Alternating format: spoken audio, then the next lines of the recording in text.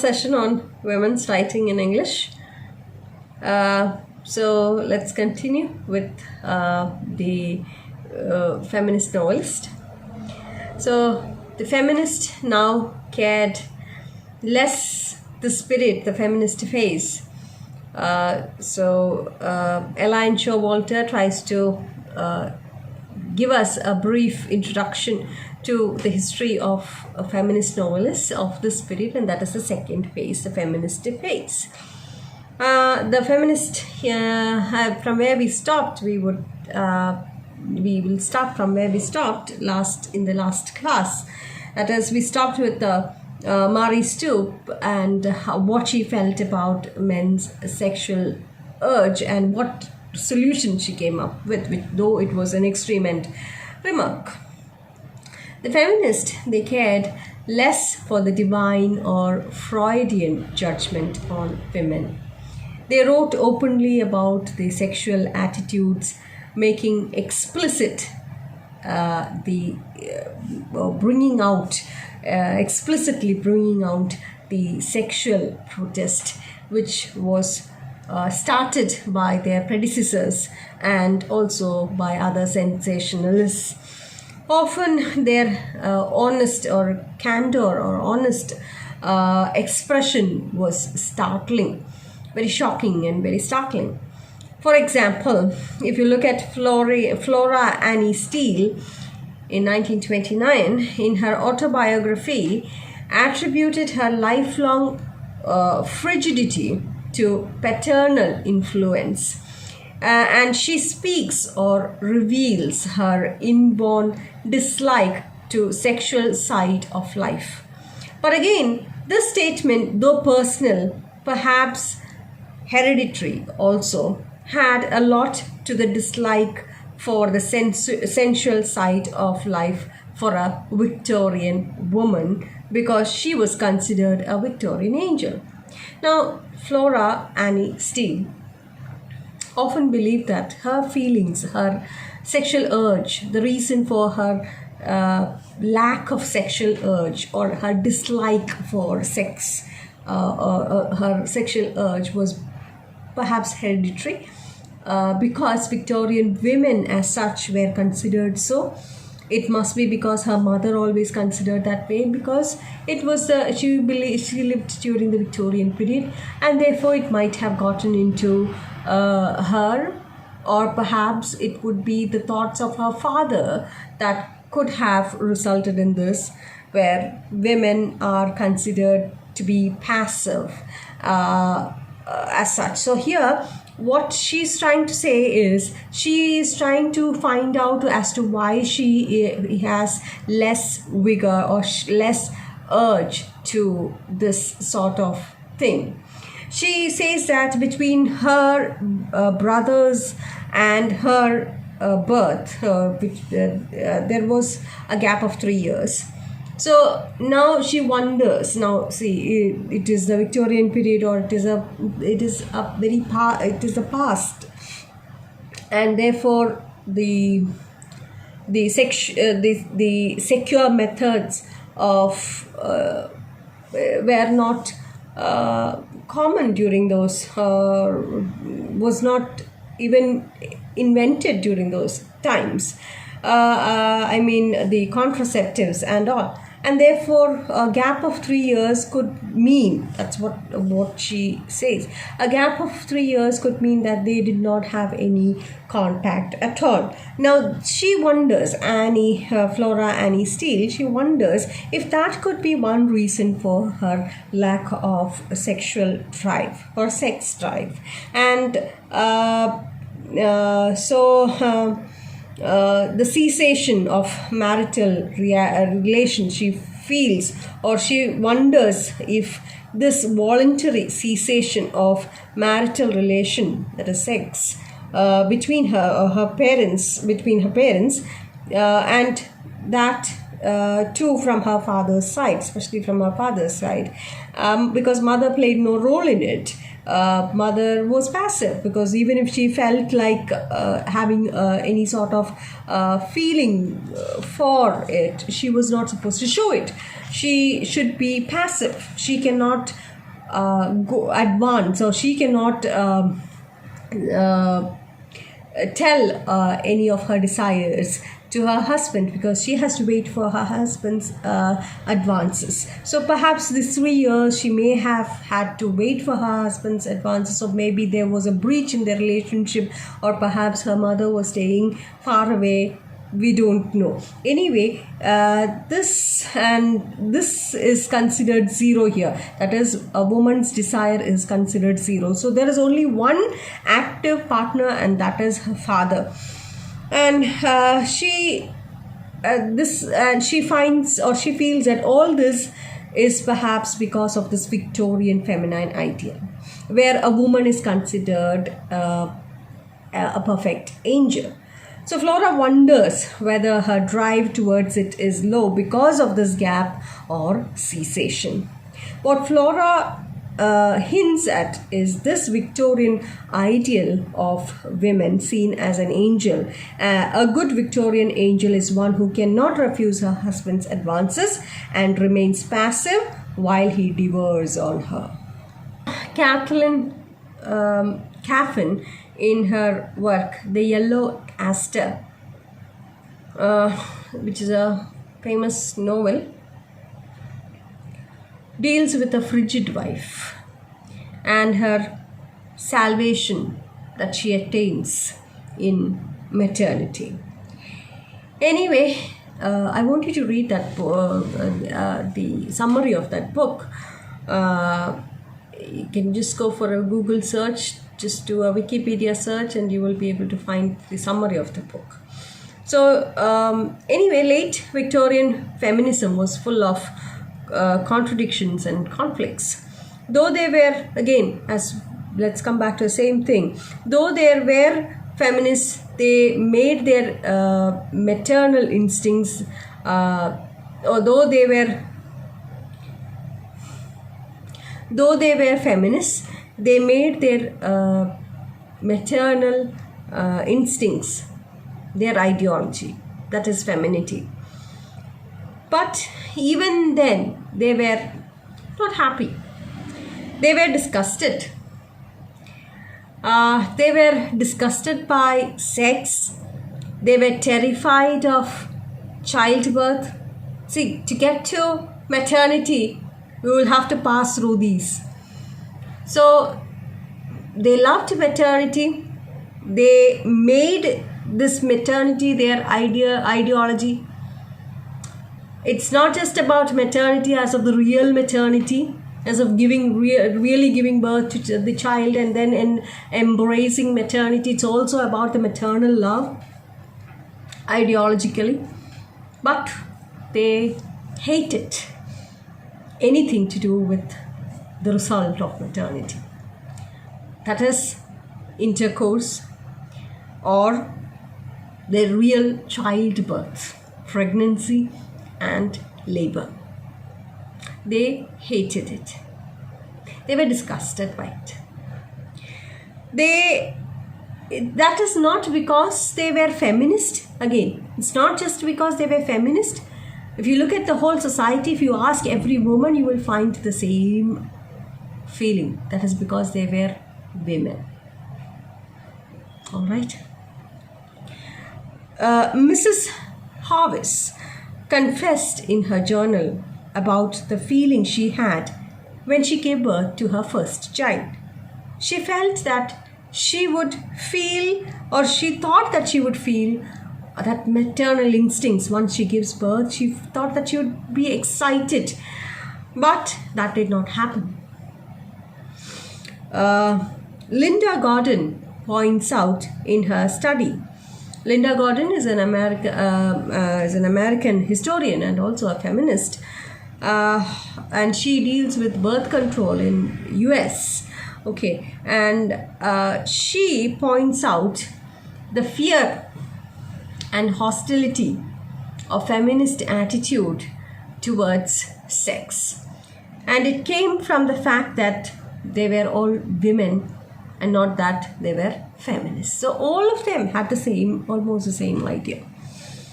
It's not because they were feminist. It's because they were women. And through this, you understand that society's nature, or the voice of woman, the unheard voice of women, are coming out through these feminist novelists or feminist writers. All women of that period had the same issue, had the same feeling, because she is nothing more than a dead thing in bed. She cannot deny the advances of her husband. She cannot be active in sex. She should not enjoy sex. She should just merely lie down for him and bear children. And the only happiness that she would get, according to the Victorian society, is her feelings when she becomes a mother, the maternal feel. So here you see that all the women share the same feeling towards sex and childbirth. So this is all because a community has taught them to be like this. The Victorian ladies were ingrained the idea of the idea to dislike sex, or else they are considered as a whore. They are considered as prostitutes.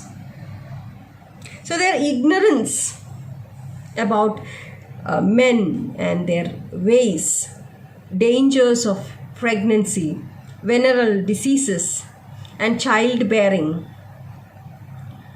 and their own suppression or lack of any way to express their sexual desires, and led them to a lot of agony, mental agony. And this abstinence from sex was seen as the only rational response to sexual dilemma. So they came up with just one solution. The best thing is to avoid sex. And this dilemma was faced by, or this solution, the feminist of this period came up with this solution during this phase. Now, The Law of Population, a book by Annie Besant. You know Annie Besant. I don't have to tell you who Annie Besant is. Gave more practical views and ideas to approach these above said problems. So those problems, practical problems, were dealt in the book by Annie Besant. Now this attitude, that is this veneration or respect for motherhood and maternal love, combined with this repugnance, combined with this repulsion towards sex, their love or reverence for motherhood, but their hatred for sex and childbirth or labor or pregnancy, led to various peculiar fantasies. And these fantasies came out in the form of novels and other writings. So several writings came up based on this theme. Some feminist writers like Lady Florence Dixie, Alice Ethelmer, both are from England, and Charlotte Perkins Gipman, she's from US, imagined a world ruled by women feminists, and also by women revolutions. They imagined women feminist revolutions, and also they believed in virgin births. Now, what is virgin births?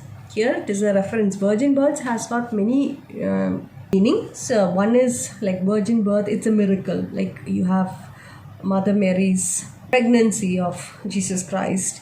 You also have, that's considered as a virgin birth. It's a miracle. That's one. Another one is to do with animals. of how they reproduce without the male counterpart, the males. They reproduce on their own. And another one is artificial insemination. So here it is a reference to artificial insemination, that is having a child without sexual intercourse.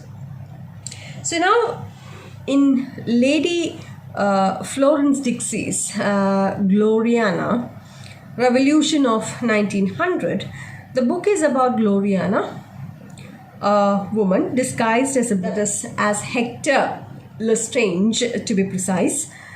She is in disguise as Hector, and Hector is a splendid batsman, a bowler, an oarsman, and he goes from Eton. She is in disguise. Gloriana is disguised as Hector, from Eton to Oxford to the Parliament.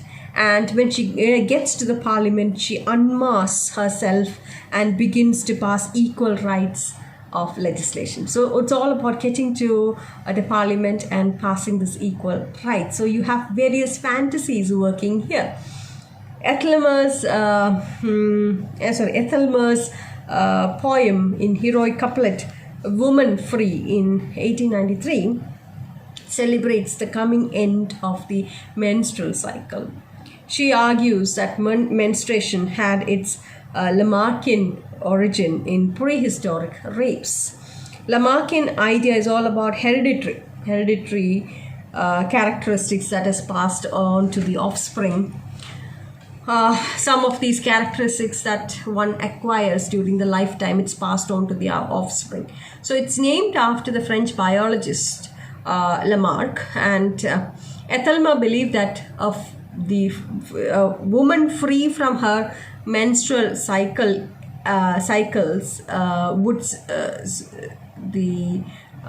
be able to shake off from this nuisance, this terrible life that she's living. She's free now once she stops this menstrual cycle, because the menstrual cycle is all to do with sex and childbearing and all this. Once she's free from it, she's free from this chain. Gilman in Herland and Moving the Mountains, the book, Herland and Moving the Mountains, is a book imagined Amazon utopias in which women would reproduce spontaneously in maternal meritocracy.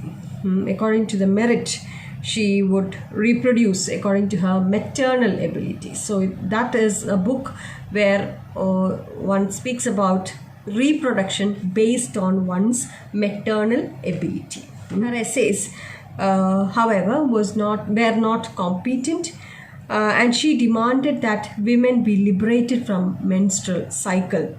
She was perhaps anticipating Germaine Greer, who's also a feminist writer. Maybe she was advocating the same philosophy of Greer. Anyways, Ethelmer it was less competent actually. Her woman free is all about ending the menstrual cycle, or women being liberated from menstrual cycles. You see, this extreme end. It's a kind of rebellious nature in all these women that you see. Now, Sheila Rowbotham speaks of the dominant or dominated. Who's the dominated here? The patriarchal society. Or men who... she speaks about men as such, these patriarchal societies as such. They consider themselves great. They make utopias. They write utopia. Yeah, there are Thomas More. And you have... they tell epics, big tales, fantasize, but they have no idea as to how to... they have no idea, but they have no idea as to how to get there. White women to Mary Coleridge are creatures of an imagined golden age of past and not mere models for the future.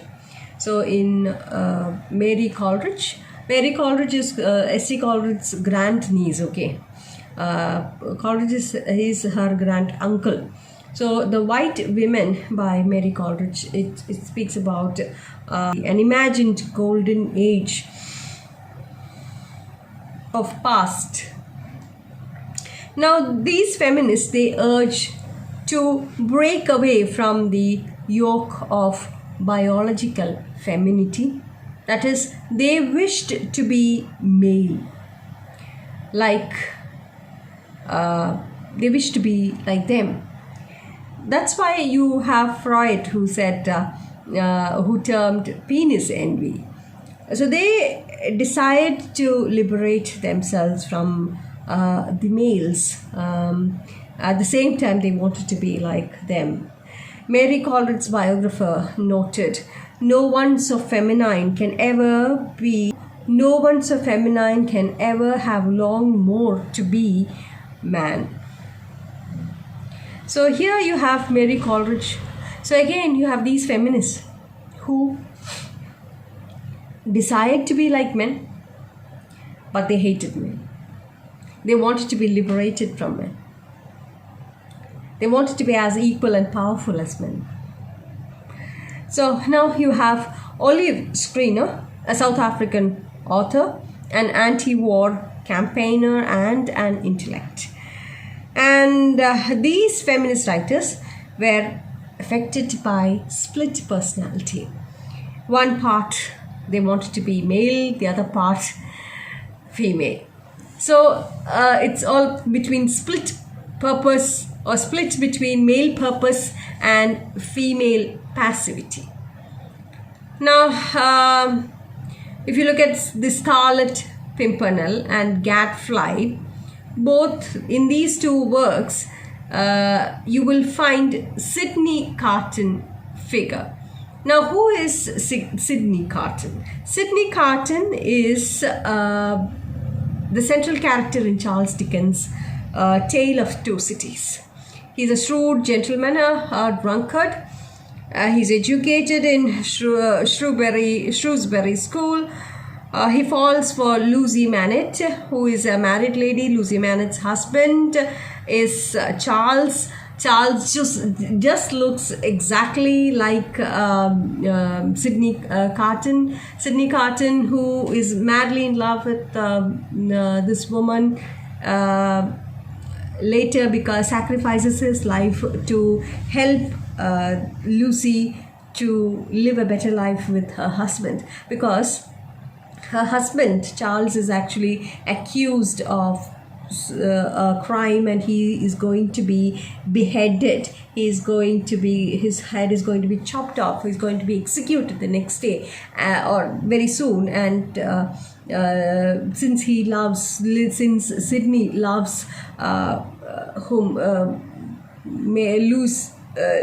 Lucy Manet a lot, he decides to take the part, or he decides to give himself into the police as Charles, because they look exactly like him.